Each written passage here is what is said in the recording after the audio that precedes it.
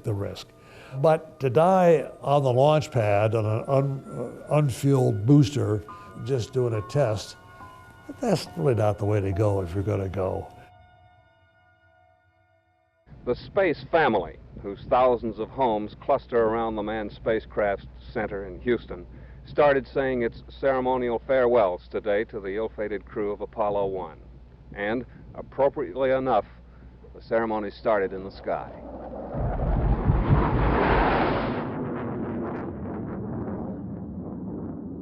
There are a couple of paradoxes about the fire. One is that it happened on the ground, so they could determine the cause. Two, if the fire doesn't happen, we probably don't get to the moon by the end of the decade. They take the spacecraft apart. They basically do a forensic investigation. They conclude that it was a huge mistake to use pure oxygen under pressure. We're not going to do that anymore. We're going to redesign the hatch so it swings open, and it opens in 3 seconds. So they basically rebuild the Apollo command module, and it becomes one of the greatest flying machines, arguably the greatest flying machine ever built.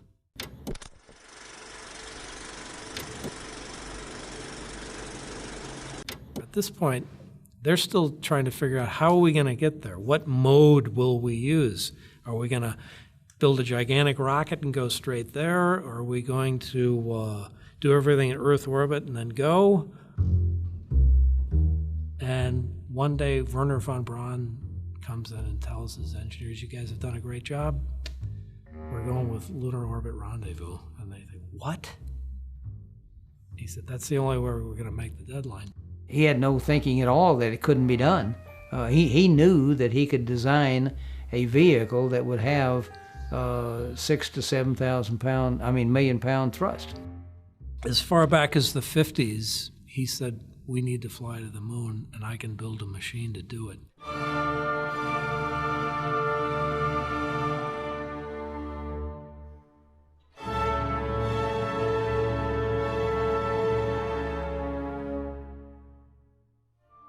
If you were ever down there when that thing was launched, I mean, the whole Cape down there just shook.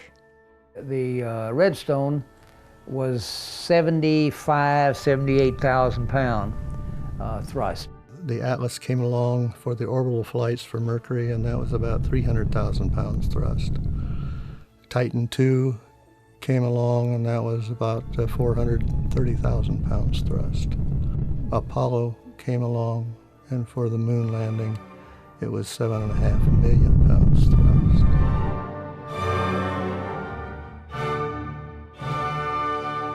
The Saturn V rocket. Nothing like it had ever been built. In Saturn, the propulsion system has enough muscle to carry science into deep space.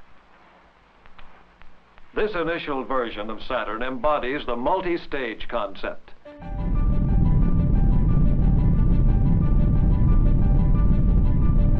It's a 3-stage rocket. Staging is fundamental to space flight. When the Saturn V reached the top of the tower, it had used up about half of its fuel. So the idea is you're generating all this thrust, you're burning fuel, and the spacecraft keeps getting lighter. You burn out a stage, you drop it, you light the next engine. That's how you get to space with this huge machine.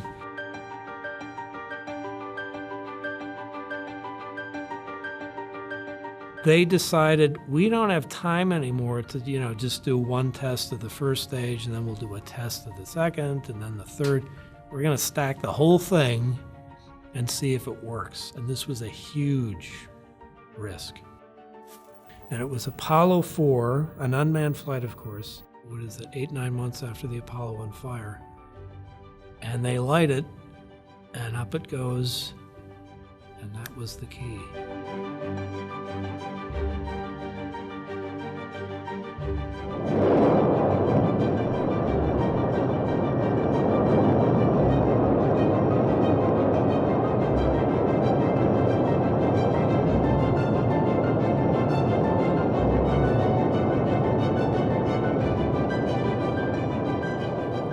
Now now we can get to the moon. Now we know how to do it. It's not just paper. We know we can get there.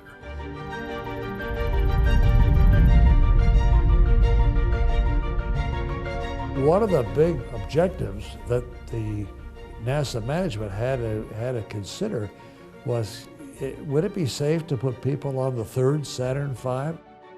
Now they decided that they had enough faith that they could safely put a man on the Saturn V for the first one. That's the first manned Apollo flight, Apollo 7. Mr. Copy, Apollo 7, we have you go for orbit here, go for orbit. That proves that the spacecraft is man-rated, it's safe. We flew it for 10 days and we brought it back. And Apollo 8 was going to follow that with a lunar module, orbit only the Earth, and test out the lunar module in Earth orbit to make sure it was functioning.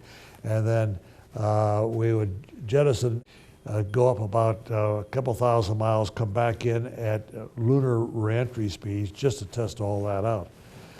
But two things happened in 1968 that changed the mission completely. The first thing was Grumman, who was building the lunar module, said there is no way that we can complete this vehicle by the end of 1968. And also we had intelligence information that the Russians were going to try to put a man around the moon before the end of 1968. They, as a matter of fact, put animals around the moon during the fall of '68 twice. Good management and bold management decided to send Apollo 8 without the lunar module to the moon. They asked Frank Borman, who had flown once on Gemini with Jim Lovell, we want to take it to the moon. Do you want the mission? They asked what are the odds, and we think they're about 50-50. And he said, yeah, I'll take it. Let's do it.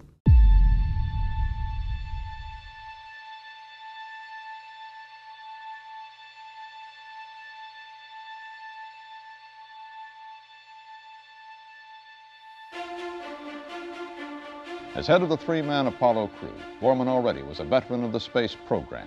Now an Air Force colonel, the 40-year-old Borman is married and has two teenage sons. James Lovell, the pilot of the Apollo Command Module, is also 40 and flew with Borman on the 2-week flight of Gemini 7. The youngest Apollo 8 crew member, lunar module pilot William Anders, 35, was a space rookie until this flight, with Borman in the lead. The three astronauts suited up and carrying portable air conditioners, headed for the van which would take them to the launch site for the elevator ride to the top of the 36-story tall Saturn V moon rocket. We're going to go to the moon, we're going to circle the moon, look for suitable landing spots. Oh, and there's the rumble in our building. It looks good. It looks like a good flight. It's a beautiful takeoff so far. This building is shaking under us.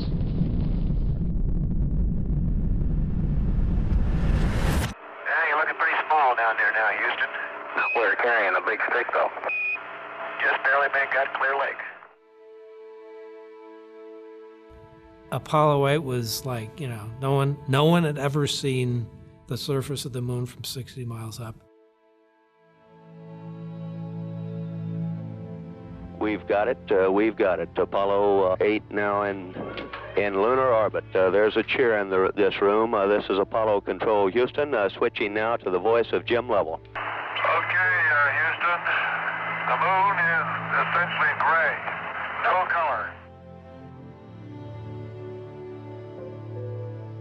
We didn't plan on were the things of what the Earth really looked like from the moon, being the first flight.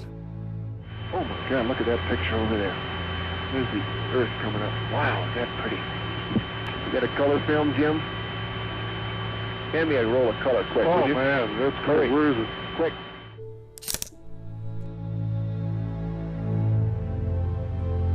Well, I looked at the Earth in this true perspective, in relation to the moon and to the sun, and then realized how insignificant we are and how fortunate we are to have that body to live on. Mike, when I I'm some lonely traveler from another planet, what I think about the Earth from this altitude, whether I think it'd be inhabited or not.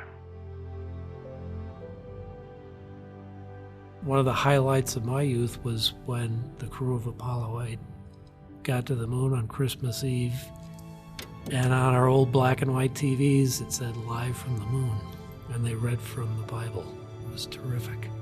We try to figure out something to say. We did, through people at NASA, ask a newspaper man to give us an idea. He tried, but it was his wife that came up with the idea of reading from the Old Testament, the first 10 verses of Genesis. For all the people back on Earth, the crew of Apollo 8 has a message that we would like to send to you. Bill read the first third, I read the second third, and Frank read the last third. And then Frank had a small prayer which he gave. We close with good night, good luck, a Merry Christmas, and God bless all of you on this good Earth. We, of course, thought about that, thought, that was very appropriate. Never realized the true significance of what that would do. 1968 was a very poor year for the United States. The Vietnam War had been going on. There were two assassinations of prominent people, Martin Luther King and Bobby Kennedy. There was riots on campuses and in the Chicago Democratic Convention at that time. And yet at the end of that period, we were able to go to the moon on something that everybody thought was a good idea, that brought everybody together and do something first. And before the Soviets, before they could do it, we accomplished something very important. You could argue that Apollo 8 was as important or more important than Apollo 11 because we got there. I mean, these guys program their computer and they got to aim for a spot 3 days away. And then they got to get there and they got to hit it just right to go into orbit. Apollo was about leaving.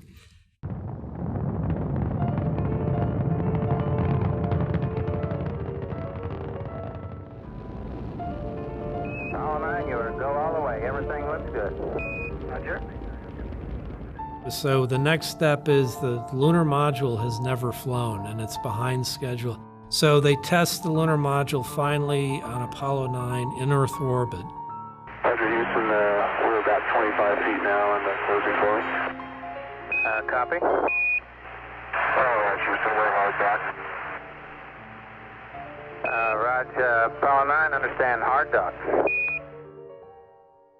So that works. The next flight, they're going to take the lunar module to the moon. And they're going to go down to about 47,000 feet. The idea was, let's go down basically to the final descent, where you turn on the descent engine and land. So they're basically sort of clearing Highway 1 for the next crew. Well, I thought that was, if that was just as dangerous, if not more dangerous than just going down and landing. Apollo 10, Houston, 2 minutes to LOS. Everybody here says Godspeed.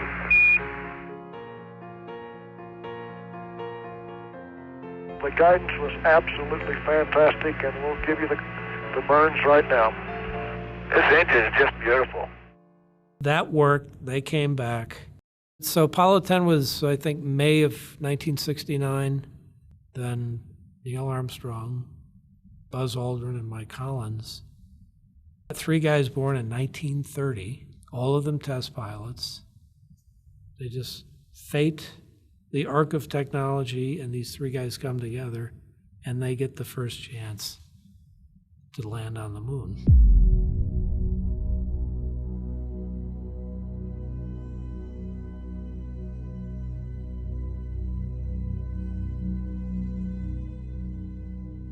I was down at the Cape on launch. And in fact, I was escorting Charles Lindbergh on the beach we were talking about Apollo 11, and I looked at him and I said, take a look at that spacecraft on top of that Saturn V way out there. I said, you know, they're planning to land on the moon. And he looked kind of wistfully at it and then looked down.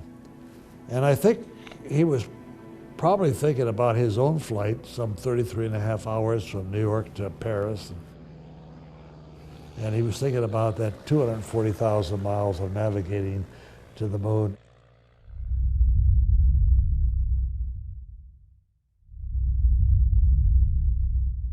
We get out to the launch pad. I was going to be the last one to get in the spacecraft.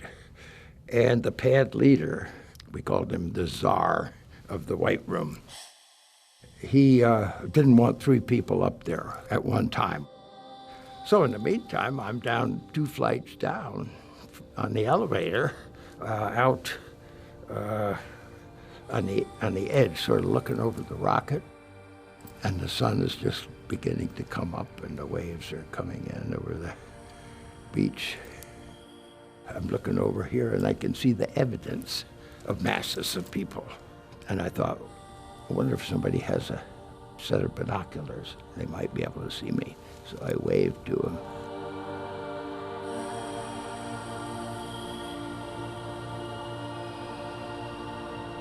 I was sitting here with this serene 5 or 10 minutes, all by myself, in a big rocket next to me, and thousands of people over there, blue sky, awaiting our venture outward.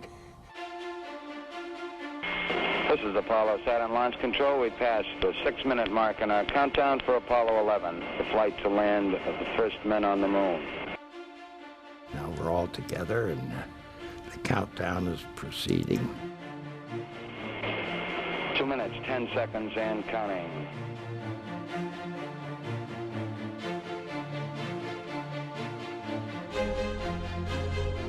T-minus 1 minute, 35 seconds.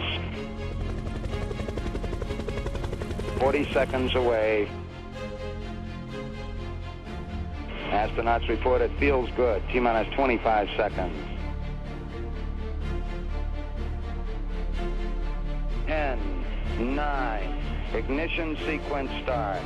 6.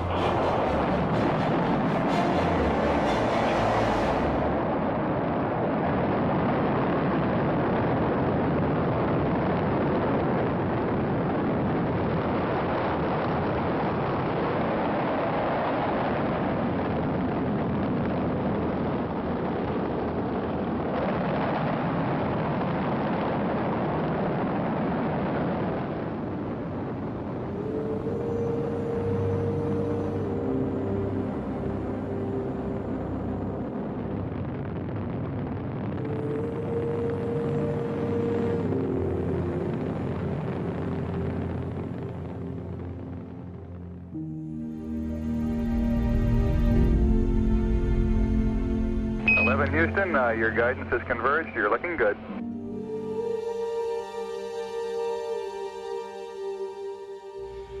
Three men. Civilian Neil Armstrong, 38, to Wapakoneta, Ohio. United States Air Force Colonel Edwin E. Buzz Aldrin, 39 years old, of Montclair, New Jersey. And 38-year-old Air Force Lieutenant Colonel Michael Collins. They are on the way to the moon.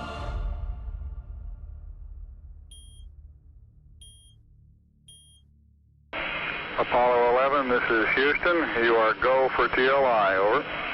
Because this was maybe such a significant mission, if there were some little things that we had to deal with, we didn't want to have it interfere with some experiments that we might be scheduled to do. So we had requested no experiments en route. So that left us an awful lot of time to eat breakfast or dinner, or look out the window.